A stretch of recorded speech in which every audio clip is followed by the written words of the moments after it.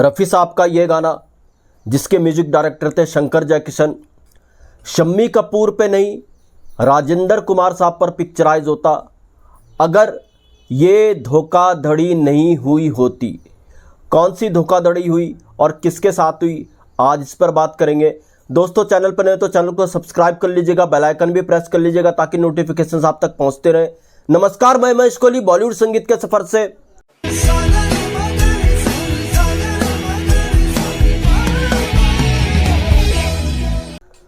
दोस्तों, मैं जिस गाने की बात कर रहा हूं, ये गाना रफ़ी साहब ने गाया था। इसके संगीतकार थे शंकर जयकिशन और इस गीत को लिखा था हसरत जयपुरी साहब ने। तो धोखाधड़ी कैसे हुई, बड़ा इंटरेस्टिंग ये किस्सा है। जी हाँ दोस्तों, इसमें धोखाधड़ी होने का जो कारण था वो कारण थे शम्मी कपूर साहब।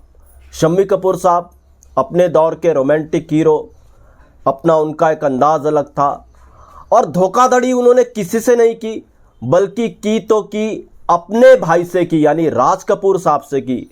होता क्या था, राज कपूर साहब की जब जिस देश में गंगा बहती है बन करके तैयार हो गई, सिनेमा घरों में तक आ गई, तो राज कपूर साहब का एक रूटीन हुआ करता था। जब तक उनकी फिल्म बनती थी, कोई बनती रहती थी, उस पर काम हो रहा होता था, तो उस दौरान शूटिंग के दौरान राज कपूर शराब नहीं पीते थे, मांस मदिरा इन सब का सेवन नहीं करते थे, क्योंकि राज कपूर चाहते थे उनका प्रोजेक्ट जल्द से जल्द पूरा हो। मगर जब उनकी कोई पिक्चर कंप्लीट हो जाया करती थी और सिनेमा घरों तक पहुंच जाया करती थी, तो नेक्स्ट प्रोजेक्ट पे जब वो काम करते थे, उनकी सिटिंग्स मीटिंग्स जब भी होती थी, तो फिर महफिलों का दौर चलता था और इस महफिलों के दौर में शराब वराब ये सब इस्तेमाल होता था, इन सब चीज़ों का इस्तेमाल होता था। तो ऐसे ही जिस देश में गंगा बहती है जब हिट हो गई राज कपूर साहब की, तो राज कपूर साहब अपनी एक आने वाली फिल्म पर काम कर रहे थे, उसके गीतों पर काम कर रहे थे। खासकर एक रोमांटिक सिचुएशन पर बात अटकी हुई थी। रोमांटिक सिचुएशन पे राज कपूर साहब को कोई गीत चाहिए था, तो राज कपूर साहब ने एक महफिल जमाई हुई थी, महफिल लगाई हुई थी एक शाम को। उस महफिल में राज कपूर साहब टीम के सारे सदस्य मौजूद थे। उसमें शंकर जयकिशन साहब थे, उसमें मुकेश जी थे, खुद राज कपूर साहब थे। और इसी महफिल में राज कपूर साहब जब भी महफिलें लगाया करते थे, तो इस महफिल में कभी कभी शम्मी कपूर साहब भी आ जाया करते थे। तो महफिल लगी हुई थी राज कपूर साहब की, शंकर जयकिशन मौजूद थे, हसरत जयपुरी साहब मौजूद थे, मुकेश जी मौजूद थे, तो राज कपूर साहब की पूरी टीम मौजूद थी। तो उस दिन इस महफिल में शम्मी कपूर साहब भी आ गए। अब जाम वाम का दौर चल रहा था। हुआ क्या था, इस महफिल में एक सिटिंग भी होनी थी, मीटिंग भी होनी थी। जैसा मैंने कहा, रोमांटिक गाने को लेकर के एक बात अटकी हुई थी राज कपूर साहब की आगामी फिल्म के लिए। तो राज कपूर साहब के लिए हसरत जयपुरी साहब 2 रोमांटिक सॉन्ग लेकर के आए, लिख करके आए। हसरत जयपुरी ने सोचा राज कपूर साहब को 2 में से जो भी एक गाना पसंद आएगा वो राज कपूर साहब को दे देंगे और दूसरा गाना फिर वो किसी फिल्म में इस्तेमाल कर देंगे, जैसा राज साहब चाहेंगे वैसे ही होगा। तो खैर, हसरत जयपुरी साहब ने जब राज कपूर साहब को अपनी रचना सुनानी शुरू की, रोमांटिक गाना सुनाना शुरू किया, तो राज कपूर साहब थोड़ा नशे में थे। जब तक उन्होंने एक गाना पूरा किया तो राज कपूर साहब पूरे नशे में आ गए। अब हसरत जयपुरी साहब ने जैसी दूसरा गाना सुनाना शुरू किया, लगभग राज कपूर साहब इतने नशे में हो गए थे, शम्मी कपूर समझ गए कि राज कपूर साहब को कुछ समझ नहीं आ रहा, कुछ सुन नहीं रहे हैं। जैसी दूसरा गाना हसरत जयपुरी साहब ने सुनाया, तो ये दूसरा गाना शम्मी कपूर साहब को भी पसंद आया।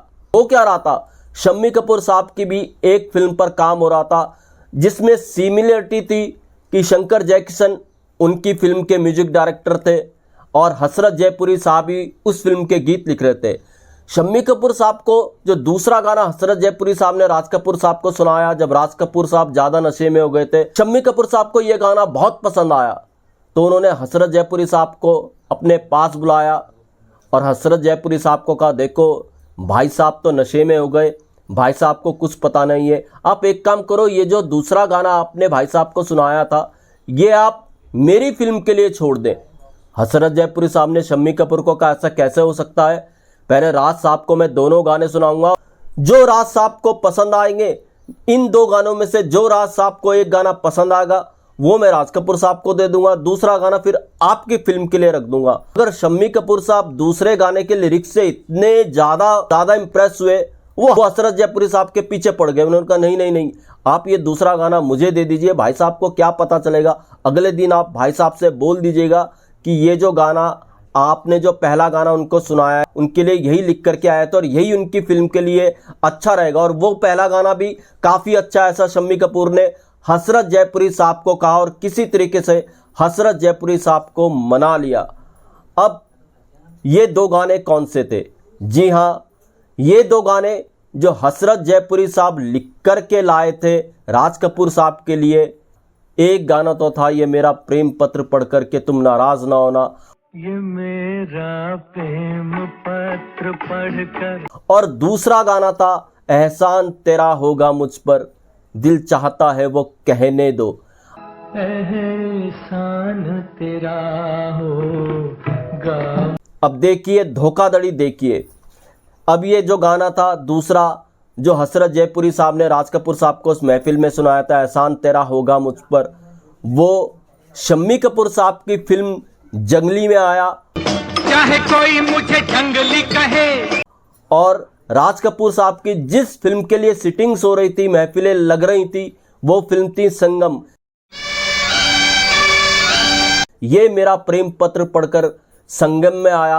हालांकि संगम 1964 में आई थी, शम्मी कपूर साहब की जंगली 1961 में आई थी। संगम को ज़्यादा वक्त इसलिए लग गया था बनने में क्योंकि संगम विदेशों में इसकी शूटिंग हुई, काफ़ी टाइम लगा राज कपूर साहब को ये फिल्म बनाने में। अगर धोखाधड़ी तो हो चुकी थी और इसका पता बाद में जब राज कपूर साहब को पता चला तो राज कपूर साहब भी अच्छा खासा नाराज हो गए थे शम्मी कपूर साहब पर और उन्होंने अपनी महफिलों में शम्मी कपूर साहब का आना बंद करा दिया था, ऐसा कहा जाता है। दोनों गाने के म्यूजिक डायरेक्टर शंकर जयकिशन, दोनों गाने के लिरिसिस्ट हसरत जयपुरी साहब, और ये मेरा प्रेम पत्र पढ़कर रफ़ी साहब ने गाया था। एहसान तेरा होगा मुझ पर, इसके दो वर्जन थे, एक लता जी की आवाज में था, एहसान तेरा, एक रफ़ी साहब की आवाज में था। तो खैर जो भी हो, दोनों गाने अपने आप में नायाब थे। अगर राज कपूर साहब उस दिन थोड़ा होश में होते